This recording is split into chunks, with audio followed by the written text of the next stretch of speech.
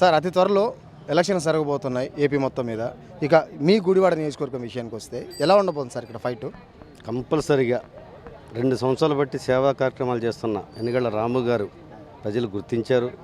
ఎట్టి పరిస్థితుల్లో బంపర్ మెజార్టీతో 50,000 పై మెజార్టీతో గెలుస్తాడని ప్రజలందరూ కూడా ఎదురు చూస్తున్నారు. ఎందుకంటే నాని గారు 4 సార్లుగా ఎమ్మెల్యేగా ఉన్నా, 2.5 సంవత్సరాలు మంత్రిగా ఉన్నా ఈ గుడివాడ నియోజకవర్గానికి ఏం చేసింది లేదు అనేది చిన్న పిల్లవాడినే చెప్తారు. అతను ఆత్మసాక్షి గుండె మీద చేసుకుని చెప్పమానండి.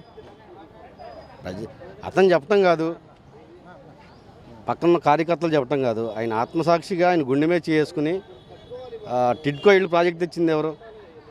చంద్రబాబు నాయుడు గారు కదా. మరి పంపుల చెరువు చేసింది ఆ రోజున రావి గారి కుటుంబం కదా. గుడివాడలో ఏ అభివృద్ధి చూసినా సరే తెలుగుదేశం పార్టీ హయాంలో తప్పితే ఈయన చేసింది 4 సార్లు ఎమ్మెల్యేగా ఉన్నా, 2.5 సంవత్సరాలు మినిస్టర్గా ఉన్నా చేసింది ఏమీ లేనిది కళ్ళకట్టుగా కనబడుతుంది. అది పూర్తిగా ప్రజలు గమనించారు.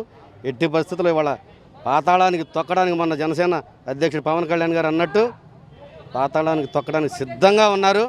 మళ్ళీ మట్టు మాయమైపోయి మళ్ళీ కనపడటానికి కూడా సడిపోటు గుడివాడ అనేది ప్రజల యొక్క ఆశాభావం. సో ఇటు గుడివాడ కానీ, అంటే మీ మాటల ప్రకారం ఇటు గుడివాడ కానీ అటు స్టేట్లో కానీ టీడీపీ అంటారైతే మన ఉమ్మడి కూటమి మీద ఎట్టి పరిస్థితుల్లో 175కి కంపల్సరీ 150 పైబడి వస్తాయని మేము ప్రజలందరం ఆకాంక్షిస్తున్నాం. చంద్రబాబు నాయుడు గారి పరిపాలనలో ఈ రాష్ట్రం సుభిక్షంగా ఉంటుంది కోరుకుంటున్నాం.